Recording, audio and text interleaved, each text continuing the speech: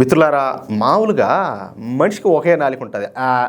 నాకు కూడా ఒకే నాలుక ఉన్నది. మాట్లాడితే ఏదైనా కూడా ఒక రకంగా ఒక పద్ధతిగా ఒక చెప్పాలంటే ఎందుకులే నేను ఎక్కువ మాట్లాడకూడదు, కరెక్ట్గా మాట్లాడాలా. ఇప్పుడు ఒక మాట మాట్లాడి మళ్ళా ఇంకొక మాట మాట్లాడితే పెద్ద బెకారం ఉండగానే అంటారు. అంటారా మీరు కూడా ఒకసారి ఆలోచించండి. సరే, ఇది మనలాంటి మామూలు మనుషులకి. కానీ జోసెఫ్ బచ్చలికూర అలియాస్ రావణు, చూడండి ఆ పేర్లు చూడండి, రావణ్ అంట అలియాస్ ప్రశ్న ఛానల్ నడుపుతున్నటువంటి వ్యక్తికి 2 నాలుకలు ఉంటాయి. ఈ మాట ఎందుకంటున్నానో కూడా చెప్తా, అర్థమవుతుందా?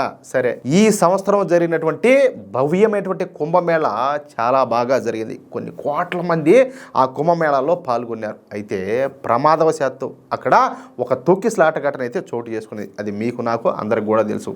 ఆ తొక్కిసలాట అయితే విచారకరమే. అయితే పూర్తిగా అది గవర్నమెంట్ తప్పిదం అని చెప్పి, అదేవిధంగా యోగి సర్కార్ తప్పు అని, కనీసం ఒక ఈవెంట్ కూడా మీరు నడపలేకపోయినారు, మీరు ధర్మం గురించి మాట్లాడుతున్నారని చెప్పేసి ఈ ప్రశ్న ఛానల్ పెట్టుకునే ఆయన నోటుకొచ్చేట్టు మాట్లాడినాడు. సనాతన ధర్మాన్ని మీరా కాపాడేది, మీరా కాపాడుతుంది, మీకు అంత సీన్ ఉండదా అని చెప్పేసి నోటుకొచ్చినట్టు కారు కూతలన్నీ కూడా కూర్చున్నాడు ఈ ప్రశ్న ఛానల్కి సంబంధించినటువంటి మేధావి. సరే, బాగానే ఉండాది, ఓకే, నువ్వు ఏదో మైండ్లో ఏదో పెట్టుకొని ఏదో మాట్లాడుతున్నావు అని చెప్పేసి అప్పుడే మాకు అర్థమైపోయింది. ఈ మధ్యనే కొన్ని రోజుల క్రితం తమిళనాడులో ఉన్నటువంటి కరూర్లో ఈ తమిళ సినీ నటుడు ఉన్నాడు కదా, ఎవరు, జోసెఫ్ విజయ్ అని చెప్పేసి, ఆయన టీవీకే పార్టీ ఏర్పాటు చేసినటువంటి సభ కోసం ఈ చాలా మంది జనాలంతా కూడా వచ్చారు, బాగా విపరీతంగా వచ్చారు. సరే, సంతోషం. అయితే అక్కడ కూడా ఏది అనుకోని రీతిలో విచారకరంగా తొక్కిసలాట అయితే జరిగి దాదాపుగా 40 మంది వరకు ప్రాణాలు కోల్పోయినారు. చాలా మంది గాయాలు కూడా అయినాయి. ఈ 2 సంఘటనలు కూడా చెప్పినా కదా విచారకరమే. సరే, ఈ 2 సంఘటనల్లో కూడా క్రౌడ్ మేనేజ్మెంట్ లో కొన్ని తప్పిదాలు జరిగినాయి అన్నది కూడా నిజమే.